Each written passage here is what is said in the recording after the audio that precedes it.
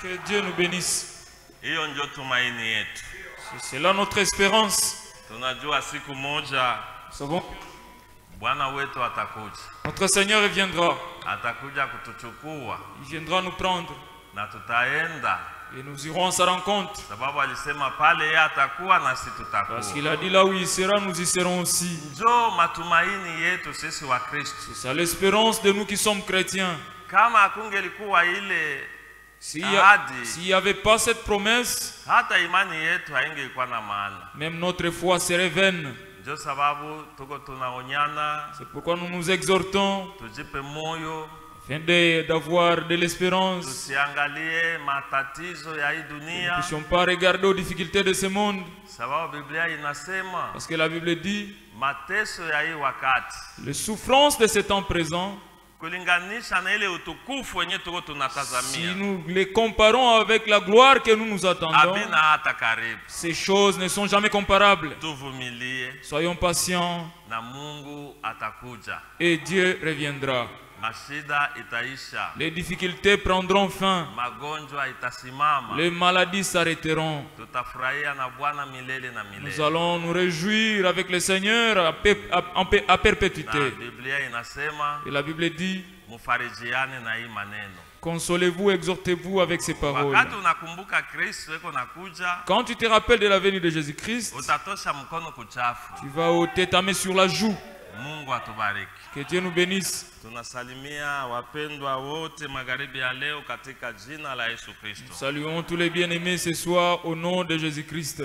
Tuko na furaha Nous avons la joie. tena katikati yetu, tuko na wandugu Et wapendwa, parmi nous, nous avons les frères, les bien-aimés, watumishi wa Mungu, les serviteurs de Dieu, wandugu les frères wenye walifika hapa qui sont arrivés ici, sawa vile tuliwezaka kuwatangazia, comme on l'avait annoncé. beko mu transit musafari ya kwenda Kongolo ku convention, Ils sont en transit vers Congo à la convention, sawa vile na wengine tulikuwa nao hapa walisha tangulia kwenda. comme les autres qu'on était avec ici et ils les ont déjà précédés. Tutawaalika waweze tuwasalimie Nous allons les inviter afin que nous puissions les saluer moja kwa moja. Moja atapita hapa mbele kwa kuwasalimia. individuellement à tour de rôle. Ils vont passer ici devant afin que nous puissions les saluer. Huko wenye walifika jana Il y a ceux-là qui sont arrivés hier na wengine kutokea ngambo ya Goma. en provenance de Goma. Tuko na frère Aloise, Nous avons les frères Aloïse, mchungaji wa pale Bujumbura. les pasteurs de Bujumbura. Tutamwalika apite asalimie kanisa. Nous allons l'inviter pour qu'il salue l'église.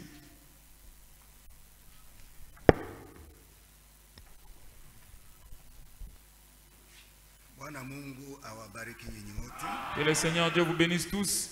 Nampokee salamu za wandugu zenu wa Bujumbura, wanawasalimu sana katika jina la Yesu Kristo. Recevez les salutations des frères et sœurs de Bujumbura. Ils vous ont salué au nom de Jésus-Christ. Tuko na ndugu Ndikurekuki. Nous avons les frères Bikeri Bershimas. Ndikurekuki, Bikeri, Bershimas. Kuya usalimie kanisa. Venez s'il vous plaît saluer l'église.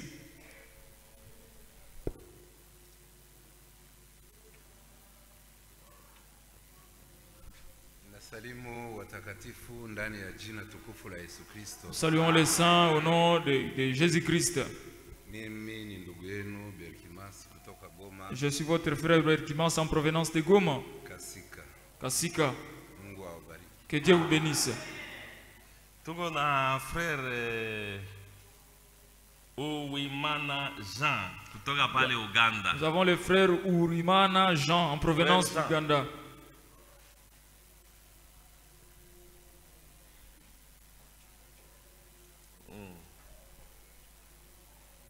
Nami vile nasalimu wandugu na wadada mchina la Yesu. Je salue les frères et sœurs au nom de Jésus-Christ.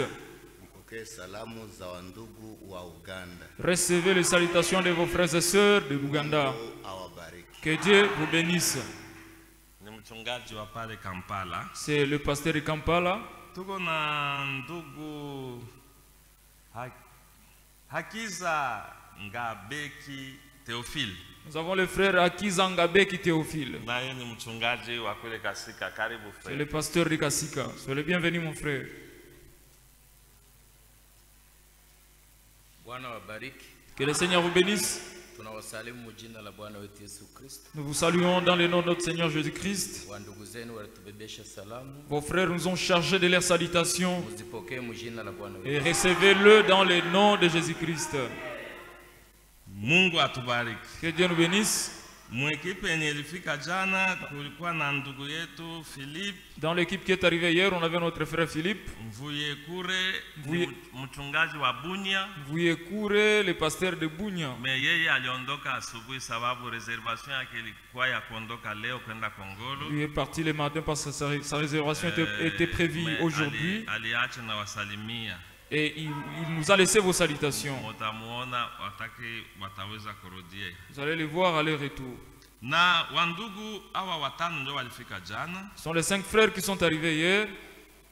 Naweza sikusahau mtu. Je pense que je n'ai oublié personne. Wewe. Sasa wandugu wengine walifika na avion ya leo Et d'autres frères sont arrivés avec l'avion d'aujourd'hui, kutokea en Lubumbashi. provenance de Lubumbashi. Tuko na ndugu Chinyoka Fwabana Jean. Nous avons le frère Chinyoka Fwabwana Jean. Ni mchungaji ku Lubumbashi ku kanisa ya Kifukula Route Kasumbalesa. C'est le pasteur de l'église de Kifukula, Route Kasumbalesa. route Kasumbalesa. 43 km na Lubumbashi. 43 km de Karibu Lubumbashi. frère Jacques. Soyez le bienvenu, frère Jacques. Kwa usalimie wa ndugu yako. Venez saluer vos frères. Nous saluons les saints de Kalemi dans le nom du Seigneur Jésus-Christ. Tunasalimia watakatifu wa Kalemi mjina la Bwana mwokozi wetu Yesu Kristo. Recevez les salutations de vos frères et sœurs. Mpokee masalamu wa ndugu zenu na dada zenu. Ils vous ont salué dans le précieux nom du Seigneur Jésus-Christ. Waliwasalimia mjina la damani la Bwana na mwokozi wetu Yesu Kristo. Ndugu Jacques eko njo mkwe yake ya Shadrake mtoto wa frère Maneno. C'est le gendre Shadrach. à notre frère Shadrach. Eh, C'est le beau-père à notre frère Shadrach. Binti wa mchungaji Jacques njo bibi wa Shadrake wa frère Maneno. Le fils à notre frère Maneno, c'est lui qui a épousé la fille à notre frère Jacques. Tuko na frère Minga Bope Samuel. Nous avons le frère Mingabop Samuel. Yeye ni mhubiri pale Lubumbashi na kuma intérieur. Il est prédicateur à Lumbashi à l'intérieur Eko administrateur. et il est encore administrateur. Tunamwalika na yeye. Nous l'invitons également.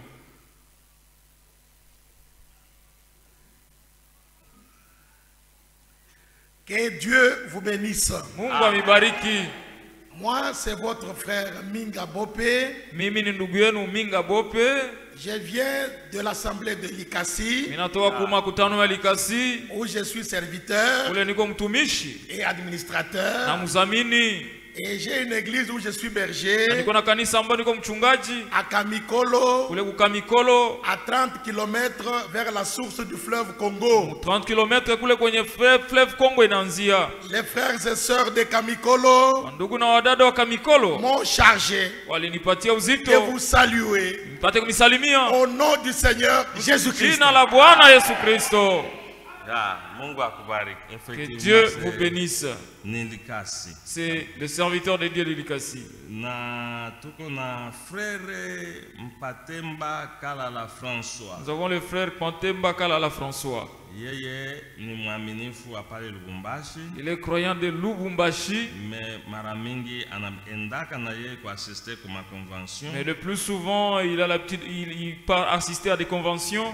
na eko katikati yetu na yeye. Il est aussi au milieu de nous. Atondoka kesho.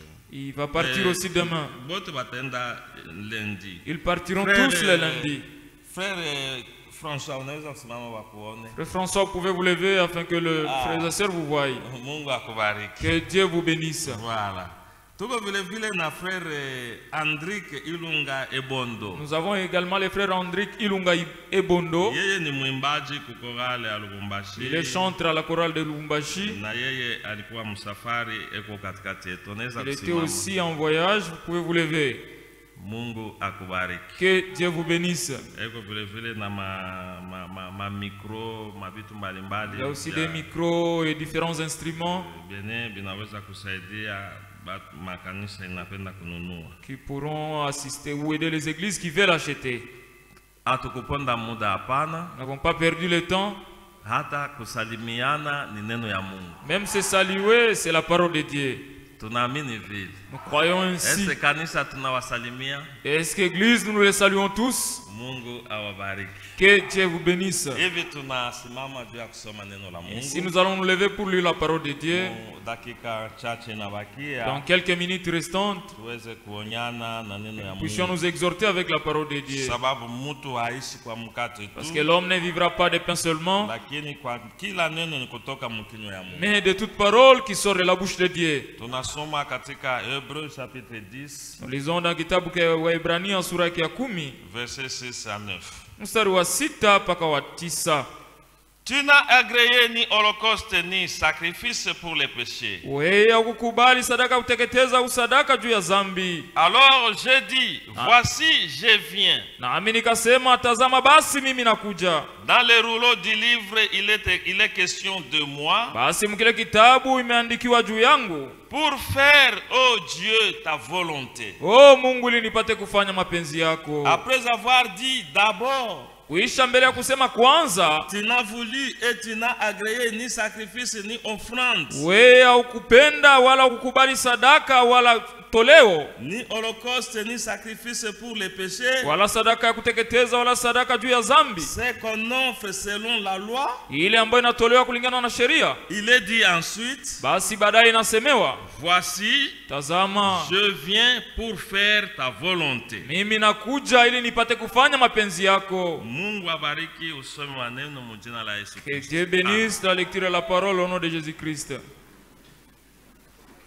Tutainamisha vichwa. Nous allons incliner nos têtes. Mungu baba yetu, Tu es notre Père. we njo auteur wa hii C'est maneno, toi l'auteur de ces paroles. na we pekee njo unaweza Et kuitafsiri, c'est toi seul qui peux l'interpréter. sababu kila andiko ilisukumwa na Parce que Roho toute écriture est inspirée de na Dieu. inafaa kwa kufundisha, Et il mérite d'être enseigné, kwa kuonya, d'exhorter, kwa kukankamisha. d'affermir. Ndio sababu Baba ushuke tena C'est pourquoi Père de sang, ututie moyo. afin de nous affermir. Wandugu na wadada wakuja hapa kusikia akili ya mutu. Les frères et sœurs ne sont pas venus ici pour écouter l'intelligence Sisi humaine. wote tulikuja kwa ajili yako. Tous sont venus pour toi. Basi sema neno moja tu Dis un seul mot na nafsi zetu zipate et kupona. que nos âmes soient guéries. Sema neno moja tu Dis un seul mot tuzidi tena kuwa karibu na pour que wewe. nous puissions nous approcher davantage de toi. Basi utusaidie Assistez-nous katika ibada ya magharibi ya dans leo, le culte de ce soir. katika jina la Yesu Kristo Au Bwana nom wetu. de Jésus-Christ notre Seigneur. Amen. Amen. Mungu atubariki. Que Dieu nous bénisse. Tuko wenye kubarikiwa sababu kupokea wageni ni baraka, Nous sommes bénis parce que recevoir les visiteurs, c'est une bénédiction.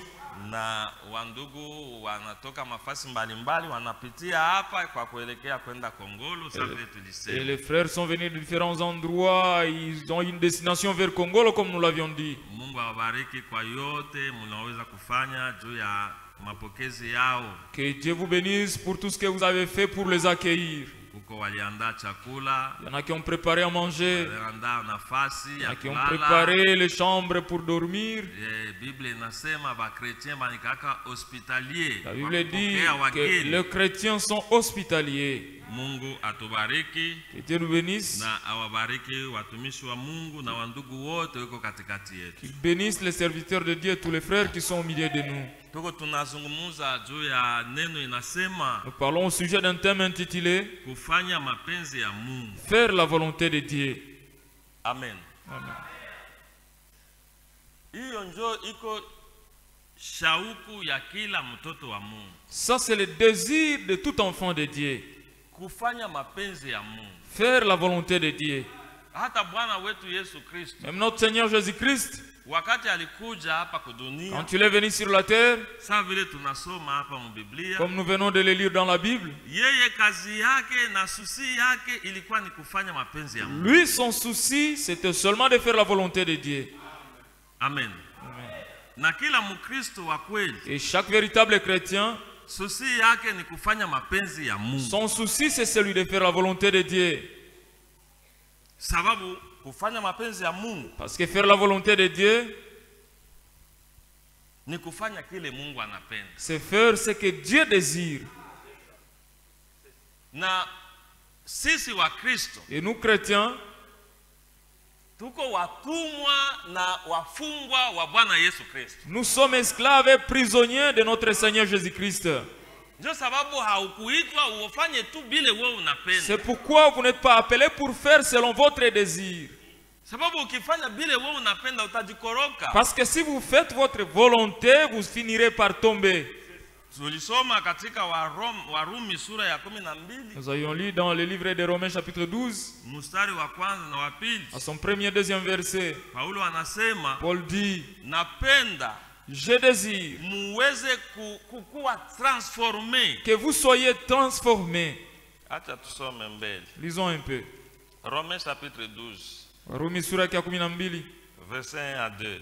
mstari wa kwanza na wa Je vous pili. exhorte donc, frères, par les compassions de Dieu, Basi mimi namsihi ndugu na dada kupitia huruma ya Mungu, à offrir vos corps comme un sacrifice vivant, Basi- saint, agréable à Dieu. basi mtoshe mili yenu kwa kama sadaka iliyo hai takatifu mbele ya Mungu. Vile vile ulikuwa unatumikisha hivi viungo juu ya De dhambi. la même manière que tu utilisais ton corps pour le péché, Sasa wakati unakuwa Mkristo, maintenant quand tu deviens chrétien, il faut utoe mwili wako iwe sasa sacrifice ya kutumikia tu Mungu. dois offrir ton corps pour qu'il soit sacrifice afin de servir Dieu.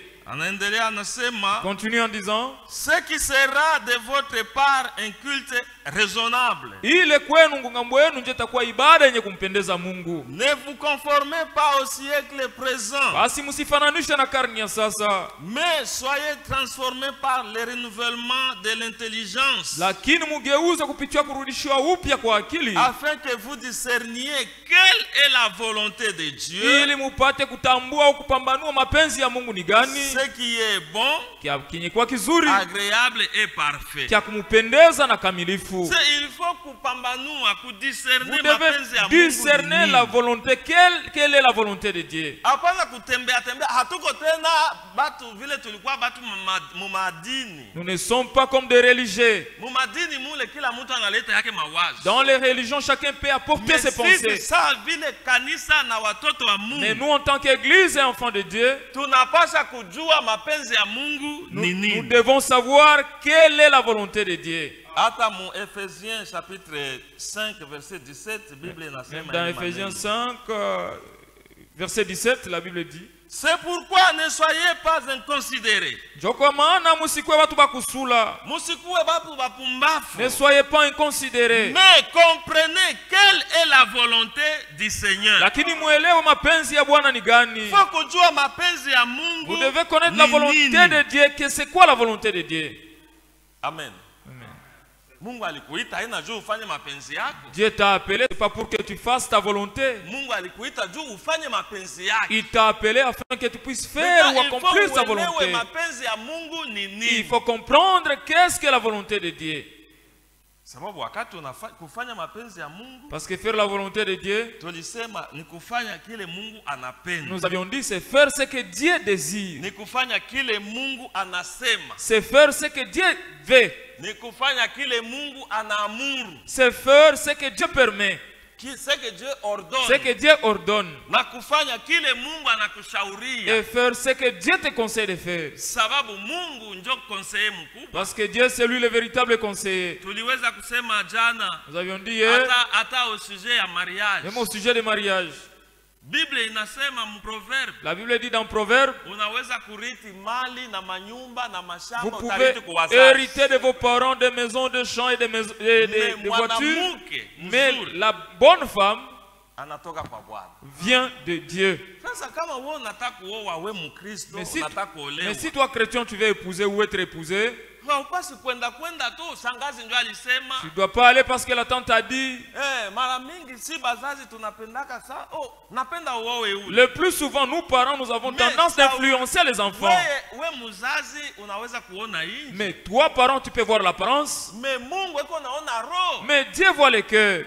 Ndio sababu tunashauriaka. C'est pourquoi nous conseillons, Mu maisha hii ya mtu. frère, dans la vie de l'homme, Kuko decision mbili ya munene. il y a deux grandes décisions. Decision ya kwanza ni ya kumwamini Yesu. La première décision, c'est celle de croire en Jésus-Christ. Juu upate uzima wa milele. Pour que tu aies la vie éternelle. Na ile hakuna mtu anapaswa kudeside pa fasi Et yake. la personne décidera à ta place. Juu munaona hakuika haki aseme mtu haamini juu ya mwingine. C'est pourquoi vous ne verrez personne croire à la place de l'autre. À cause de l'autre. Décision ya pili. La deuxième décision, ya kufanya choix. c'est Kama unataka kuoa au kuolewa. faire le choix de mariage. Haiko vitu ya kwenda nayo mumichezo. Faut pas blaguer avec ces choses. Unaona mtu eko nachagua fiancé ku Facebook. Vous voyez quelqu'un choisir sa fiancée ou son fiancé sur Facebook. Eko nafanya choix ku réseaux sociaux. Il fait son choix sur les réseaux sociaux. Eko nacheza na maisha yake. Il est en train de présenter avec sa vie. Il faut kuomba Mungu.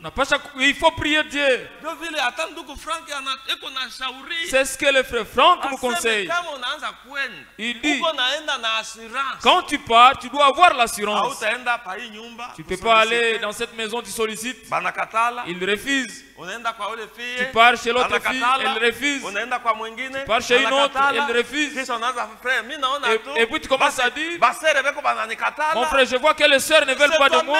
C'est toi-même qui ne te prends pas au sérieux. Wewe mwenyewe ndio hujiheshimii. Sasa ulipata muda wa kuomba Mungu. Est-ce que tu as eu le temps de prier Dieu? Mungu atubariki. Que Dieu nous bénisse. Alors, kufanya mapenzi ya Mungu. Alors faire la volonté de Dieu. Kufanya kile Mungu eko natushauria. C'est faire ce que Dieu nous conseille de faire. Na kufanya mapenzi ya Mungu. Faire la volonté de Dieu. Ni kumsikia Mungu. C'est écouter Dieu. Amen.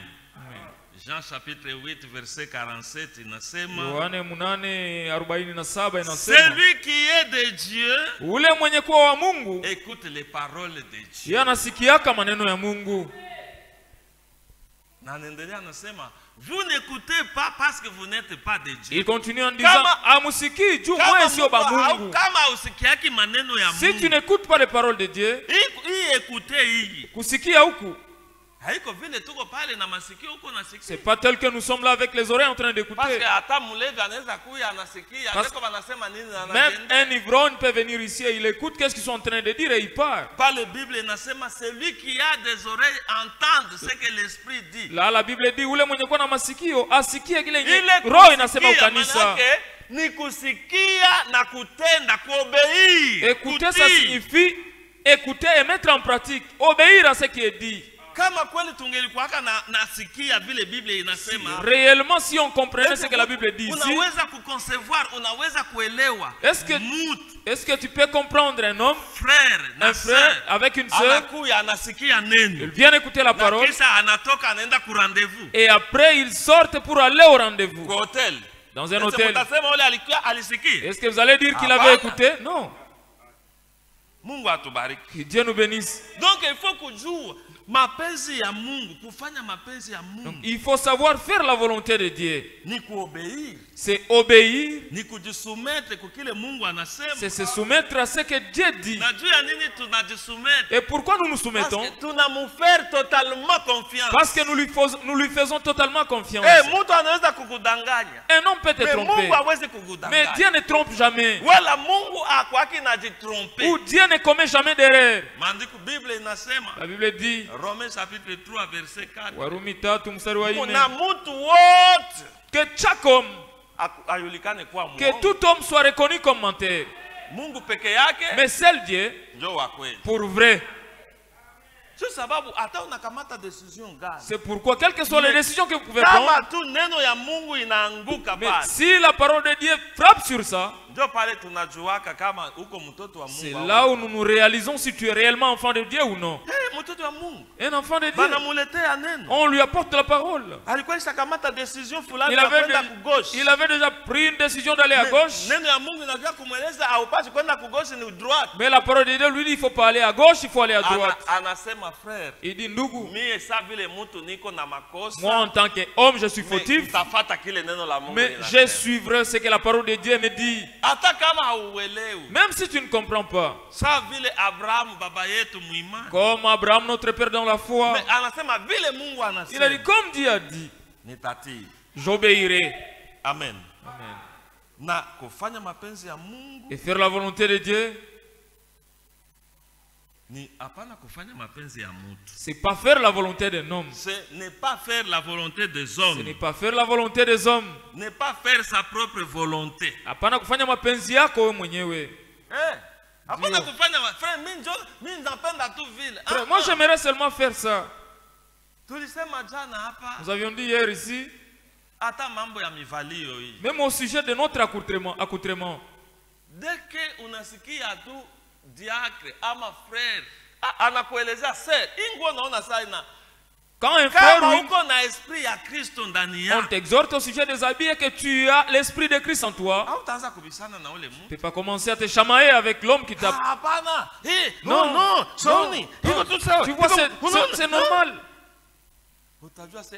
Tu vas te réaliser disant... Cet habit commence à choper le Fils de Dieu, l'enfant de Dieu ici sauvé. Que son âme tombe à cause de mon habit. L'Esprit de Dieu dans Paul dit, si je mange la viande et que ma viande chope mon frère, je ne mangerai plus jamais la viande. Où sont ces dispositions? Où vous voyez l'homme en train de refuser ce qu'on lui présente comme conseil. Tu n'as pas l'amour. Si tu avais l'amour de Christ, tu aurais dit non mon frère. La chose ici ta chope. Je ne me réjouis pas de ton accoutrement. Tu vas rentrer pour aller changer. Mais les chrétiens actuels, il est en train de contredire à ce qu'on lui est en train de lui présenter. Ce qui est très drôle, qui a kushangaisha sana. L'homme se donne même le courage. Une sœur est venue me voir. Il m'a dit, mon frère, je suis venu te dire quelque chose. Je suis venu te montrer ma camisole ici. Est-ce qu'elle n'est pas... D'ailleurs, mon mari m'a dit que cette camisole est bonne, elle n'est pas mauvaise. Est-ce que ton mari c'est lui Dieu?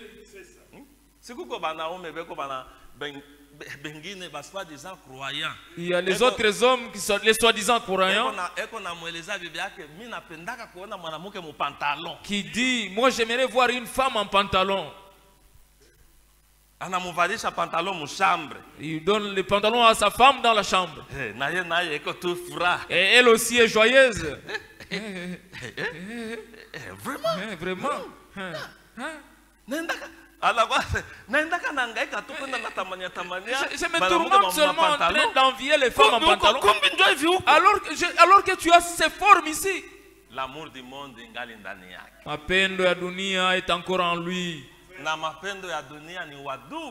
Et l'amour du monde est en inimitié avec Dieu. Tout ça, tu penses que c'est la blague? Mais un chrétien connaît comment faire la volonté de Dieu. Il s'abandonne, il s'oublie. Il s'abandonne, il s'humilie et il se tait. Quand la parole de Dieu a déjà dit quelque chose, c'est fini, c'est amen. Il n'y a pas d'explication au sujet de ça. On ne refuse pas de questions. Frère, il n'y a que toi qui détiens des questions. Tu ne sais même pas t'agenouiller pour dire que Dieu, ces problèmes, moi je ne les comprends pas. Assiste-moi. Est-ce qu'on t'a dit que c'est toi celle qui serait là en train de poser des questions pour toute l'église? Oh frère, je trouve que cette question, je vais l'écrire parce qu'elle va aider toute l'église. C'est lui qui connaît ce qui doit aider toute l'église, c'est les pasteurs. Si tu as une question, il y a d'autres questions qu'on répond en privé. Mais si l'esprit conduit les pasteurs à regarder les degrés, est-ce qu'il y aura des questions et réponses sur l'enseignement qu'on avait fait? C'est bon. Mzuri. Que Dieu nous bénisse.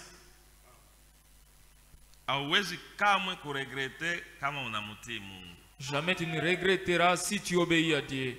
hauwezi jamais kuwa mconfusion kama unafanya mapenzi ya Mungu. Tu ne seras jamais dans la confusion si tu accomplis la volonté de Dieu. Kama unafanya mapenzi ya Mungu. Si tu accomplis la volonté de Dieu, Mungu. là tu engages Dieu. Hautakuwa tena confus, hauwezi kuwa confus kupata haya. Tu ne seras pas confus. Angalia Moïse. Regarde Moïse. Mungu anamuelezea. Dieu lui a dit. Na hii alama nakupatia bâton inageuka kuwa nyoka. Et le signe que je te donne, le bâton s'est transformé en serpent. Na hii mkono wako unatia kukwapa inatoka inakuwa na lèpre. Et ta main tu l'as mis sous les aisselles et elle est transformée en lèpre. Et quand tu l'as retourné, elle il lui a dit, allez-y avec ce signe. Et c'est moi qui t'envoie. Quand Moïse est parti en Égypte, il était dans la volonté de Dieu.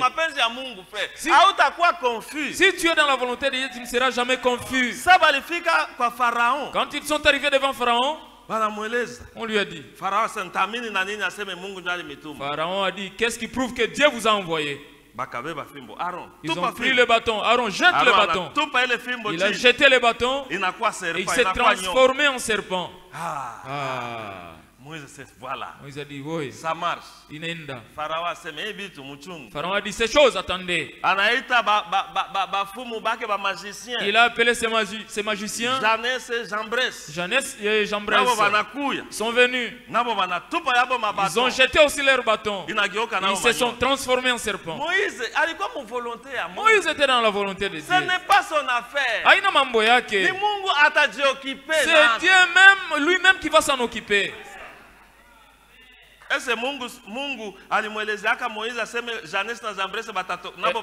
que Dieu lui a dit à Moïse que Janès et Jambres feront aussi les mêmes miracles? Moïse ne savait même pas. Mais comme il était dans la volonté de Dieu, le serpent de Moïse avait avalé le serpent de Jambres et Janès. Et Aaron ramassa les bâtons et se transforma en bâton. Vous pouvez vous imaginer comment ils ont regardé Jambres et Janès.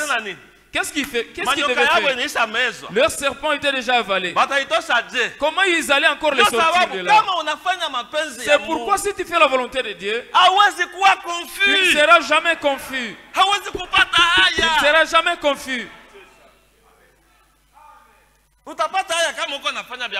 Tu seras confus si tu agis selon toi. Que Dieu nous bénisse.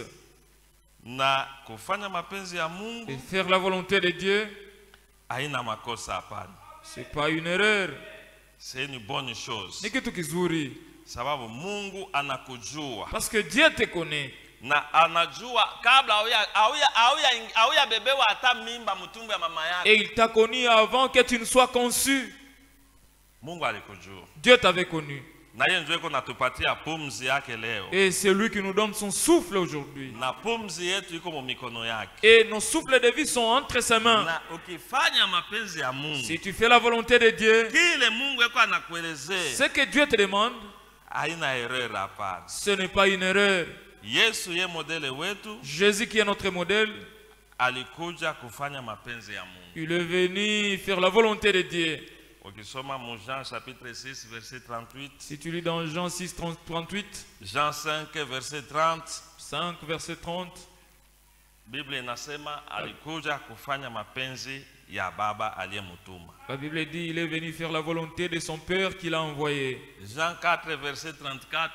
Jean 4 34 verset. Anasema chakula yangu. Il dit ma nourriture. Ni kufanya mapenzi ya baba aliyenituma. C'est faire la volonté de mon père qui m'a envoyé. Maintenant regarde ce que toi tu fais. Est-ce que cela est la volonté de ton père? C'est pourquoi il faut se poser des questions. Insulter les gens, c'est la volonté de Dieu. Battre la femme, c'est la volonté de Dieu. Commettre l'adultère, c'est la volonté de Dieu. Voler, c'est la volonté de Dieu. Sasa kama wewe unajua uko mtoto ya Mungu, uko pale vya kufanya mapenzi ya baba si tu sais que tu es enfant de Dieu, que tu es là pour faire la volonté de ton Père, enda tena kufanya vile vitu. tu ne peux pas aller agir et faire ces choses. Utasema saa vile na Moïse. Tu diras comme Moïse. Mu Exode chapitre 33. Kutoka 33. Tunaweza kusoma ile. On peut lire ça mbele ya kumaliza. Avant de terminer. Exode chapitre 33. Kutoka 33. Moïse alimweleza Mungu hivi. Moïse a dit à Dieu ça. Ceci. 33 verset 13. Makumi tatu na tatu mstari wa 13. Tunaweza kuanza ku 12. On peut commencer au 12e verset. Moïse dit à l'Éternel. Basi Musa akamwambia Bwana, voici tu me dis, fais monter ce peuple. Angalia wewe unaniambia wachukue hawa watu. Et tu ne me fais pas connaître qui tu enverras avec moi. Na wewe kunijulisha ni nani utakayemtuma pamoja nami. Cependant, tu as dit je te connais par ton nom. Walakini umesema na kujua jina lako. Et tu as trouvé grâce à mes yeux. Na umepata neema mbele ya macho yangu. Maintenant verset 13. Maintenant, basi si j'ai trouvé grâce à tes yeux, kama kweli nimepata neema machoni kwako, fais-moi connaître tes voies. Basi unijulishe njia zako. Sema kama napata neema mbele yako si j'ai trouvé grâce à tes yeux, toi Dieu, unijulishe manjia yako. Fais-moi connaître tes voies afin que je les connaisse.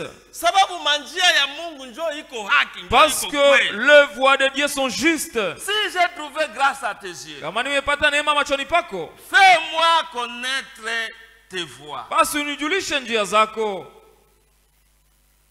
Fais-moi connaître tes voies, alors je connaîtrai et je trouverai encore grâce à tes yeux.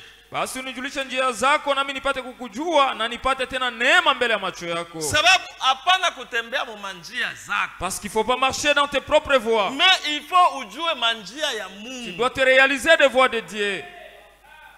Katika Isaya 55 Biblia inasema. Dans Isaïe 55 la Bible dit. Mungu eko anasema. Dieu dit. Mes voies ne sont pas vos voies. Njia zangu sio njia zenu. Unaona? Mes pensées ne sont pas vos pensées. Wala mawazo yangu sio mawazo yenu. Inapaswa kutembea mu manjia yake, kujua manjia yake. Nous devons marcher dans ses voies et connaître ses voies. Sababu manjia ya mutu. Parce que les voies des hommes inapeleka kukifu. Mènent à la mort.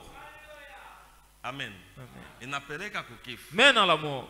Donc la Bible inasema Proverbe 16:25. C'est ce que dit la Bible en Proverbe 16:25. Asema telle voie paraît droite devant l'homme. Basi njia inaonekana mzuri mbele ya mwanadamu. Mais la fin c'est la mort. Lakini mwisho ile njia ni kifo. Ukifuata njia zako utaenda kubaya. Si tu suis ta voie, tu vas finir dans la mort. Mais si tu te réalises que tu es enfant de Dieu, si tu connais que Dieu t'a appelé, si tu connais celui en qui tu as cru, il ne faut pas faire ta volonté, mais faites ce que Dieu désire. Et même si c'est la souffrance, souffrez comme chrétien. Et la volonté de Dieu, c'est ce que Dieu aime ou désire. Ce que Dieu désire. 1 Thessaloniciens chapitre 4. Wathesalonika wa kwanza sura ya 4. Écoutez ce que Dieu aime. Chapitre 4. Chapitre 4. Verset 3. Mstari wake wa 3. Ce que Dieu veut, kile Mungu anapenda, c'est votre sanctification. Ni kutakaswa kwenu. Vous avez entendu? Ce que Dieu veut même là où vous êtes. Malgré uko natembea manake uko tu mkristo parce que nous te voyons, tu es chrétien parce que nous te voyons venir ici. Mais en réalité uko tout loin. Mais en réalité tu es loin de la chrétienté. La chrétienté c'est une marche. Comme la sœur là qui avait dit au prophète. Il a dit frère, je ne suis plus ce que j'étais. Mais je sais une chose, que je ne suis pas arrivé là où je devais être. Mais je ne suis plus là où j'étais. Il t'a laissé 5 ans dans l'église pour écouter ces messages avec différents prédicateurs et différents dons qui passent par ta Lévi. Ils te prêchent et tu écoutes cela. Mais tu n'as aucun avancement. Ça signifie que tu ne reçois, tu n'as jamais reçu cette parole. Parce que si tu la recevais, et là la puissance de transformation.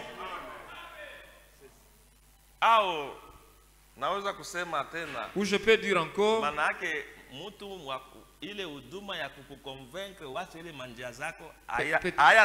peut-être celui qui a le ministère ou le don de te convaincre, c'est lui que toi tu vas écouter et changer n'est pas encore né. Mukendi a prêché ici. Il est mort.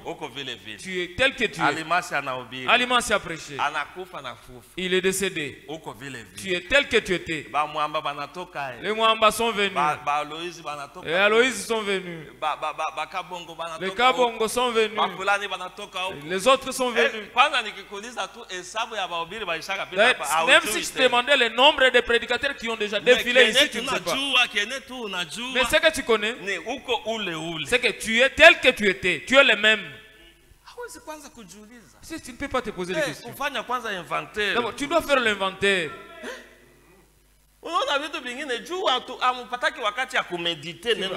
Dans d'autres choses, c'est parce que vous n'avez pas le temps de méditer au sujet de la parole de Dieu. Comment un chrétien, comme Dieu mon Christ, peut dormir, il se réveille, il ne remercie pas Dieu, et il commence ses démarches. Il passe, il est en train de vagabonder. Maintenant, c'est lui qui doit te garder, c'est celui que tu laisses. Ce n'est pas étonnant ou changer. Parce que tu ne changes pas. Si quelqu'un s'agenouille le matin, Seigneur, je te remercie. Tu m'as gardé toute la nuit. Pour la journée d'aujourd'hui, je m'abandonne entre tes mains. Conduis-moi dans ta volonté. Que je ne puisse pas agir dans le mal. À moins que tu sois fou. Après avoir prié, tu ouvres la porte, tu sors, voilà ces enfants. Et vous êtes censés des animaux. Vous avez quel type d'intelligence? Ces choses que nous vous disons ici ne sont pas des théâtres. Il y a des choses qui sont devant toi. Jésus est proche de venir. La mort aussi est là.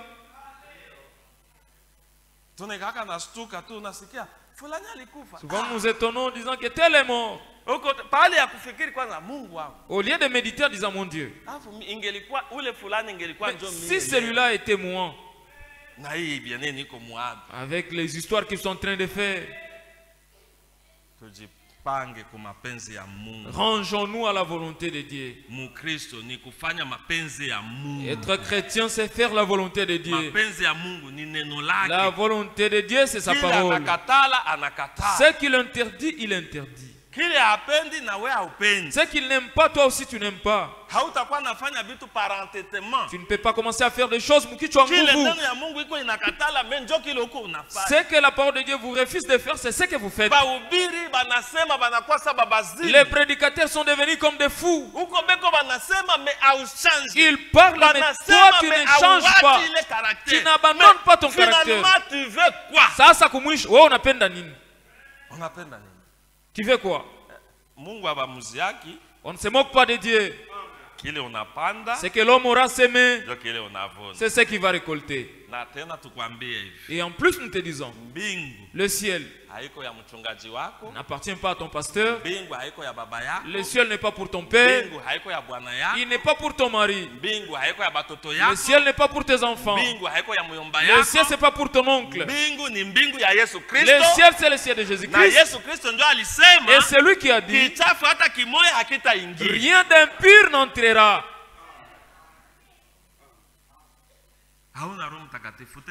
Tu n'as pas le Saint-Esprit. Comment peux-tu entrer au ciel?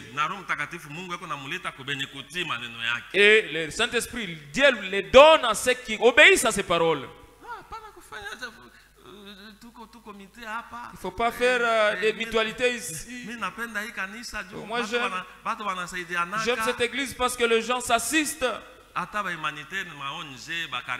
Même les ONG assistent les vulnérables. Est-ce que nous sommes venus ici pour ça? Nous sommes dans une marche. Notre Seigneur est proche. Ce sont des blagues.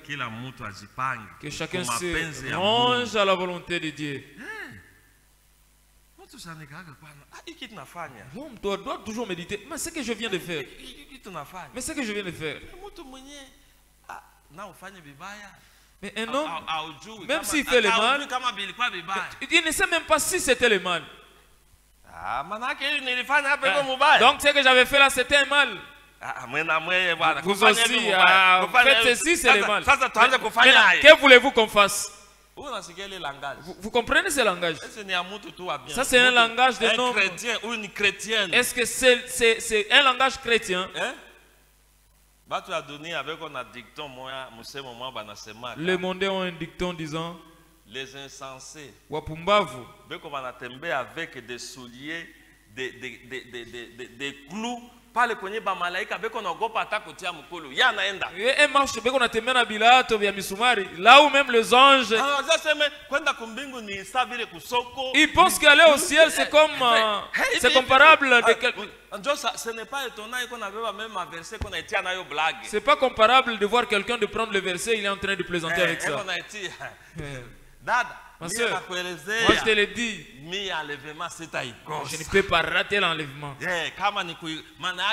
Donc, l'enlèvement, je vais te tenir même à la jambe, ma soeur. Un chrétien qui vient au tabernacle peut dire ça. Où est-ce qu'on t'enseigne que tu prendras quelqu'un, tu vas tenir quelqu'un à sa jambe? Mais toi tu le déclares. Tu ne comprends rien. Que Dieu t'assiste. Que Dieu t'assiste, c'est là notre prière. Mais Dieu ne veut pas que tu restes dans cet état. C'est pourquoi il amène les prédicateurs ici pour t'exhorter. Pour t'exhorter. On ne s'habitue pas à Dieu. Dieu, on le craint. Amen. Nous le craignons. Levons-nous pour louer Dieu. Asifiwe, alléluia. Asifiwe, amen. Asifiwe, alléluia. Asifiwe, amen. Asifiwe, alléluia. Asifiwe, asifiwe. Asifiwe, amen. Nampenda Yesu, nampenda Yesu, nampenda Yesu. Asifiwe, amen. Nampenda Yesu, nampenda Yesu, nampenda Yesu. Asifiwe, qu'il soit loué, qu'il soit loué, qu'il soit loué, qu'il soit loué, amen, qu'il soit loué, qu'il soit loué, qu'il soit loué, qu'il soit loué, amen. J'aime Jésus, j'aime Jésus, j'aime Jésus, qu'il soit loué, amen. J'aime Jésus, j'aime Jésus, j'aime Jésus, qu'il soit loué, amen, qu'il soit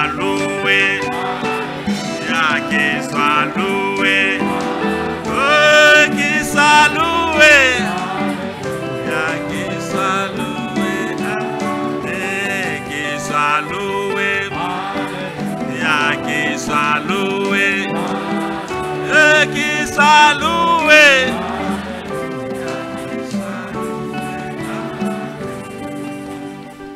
Kila mmoja aombe Mungu. Chacun de nous prie Dieu. Seme Mungu unisaidie. Disons Dieu, assistez-moi.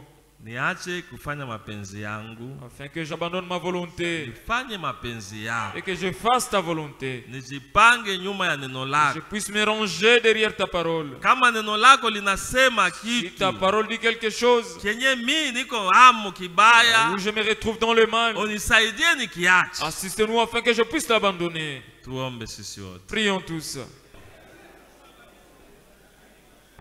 Mungu wetu tunakushukuru. Notre Dieu, nous te remercions Kwa hii neno tupatie magharibi. pour cette parole que tu nous as donnée ce soir. Unasema juu ya kufanya mapenzi Tu yako. nous dis de faire ta volonté. Unasema kufanya mapenzi yako ni kutii. Tu nous dis que faire ta volonté, c'est obéir à ta parole. Ni kusikia kenye kunatuelezea. Écouter ce que tu nous dis. Kutembea selon manjia zako. Marcher selon tes sentiers. Kutembea selon madesire yako. Marcher selon tes désirs. Ile maneno kunatuambia ni ya kweli. Tout ce que tu nous dis, c'est vrai, Seigneur. Tunakuomba Mungu. Nous te demandons, Seigneur, utusaidie. Aide-nous. Wewe peke ndio ulisema c'est toi-même qui as dit, hamutaweza kitu bila vous ne pouvez rien sans moi. Ndio nakuomba Mungu C'est tusaidie. pourquoi nous te demandons, Seigneur, de nous aider. Tuache mapenzi yetu. Que nous abandonnions nos volontés. Tufanye mapenzi et yako. que nous fassions la tienne. Biblia inatuambia, la Bible nous dit, wewe mwenyewe ulituita huko mtakatifu. Toi qui nous as appelés, tu es saint. Na sisi tunapata kuwa watakatifu. Et nous devons l'être. Mungu utusaidie. Seigneur, aide-nous. Tosha madesobedience ndani yetu. Enlève notre désobéissance. Tosha kiburi chetu ndani. Enlève l'orgueil en nous. Tosha incrédulité yote ndani. Enlève l'incrédulité en nous. Utupe imani. Donne-nous la foi. Utupatie unyenyekevu. L'humilité. Utupatie persévérance. La persévérance. Tutembee selon manjia yako. Et nous marchons selon tes sentiers. Biblia inatuambia, la Bible nous dit, wewe upendaki kifo kama mtenda tu dhambi. n'aimes pas la mort d'un pécheur. Lakini unapenda ni mtenda dhambi aache manjia zake. Tu veux que les pécheurs abandonnent ses sentiers. Afate manjia zako. Qu'il suive les tiens. Juu apate kuishi. Pour qu'il vive. Tunakushukuru kwa neno. Nous te remercions, Seigneur, pour cette parole. Plante-les en nous. Na utusaidie tuitii. Aide-nous à aller obéir.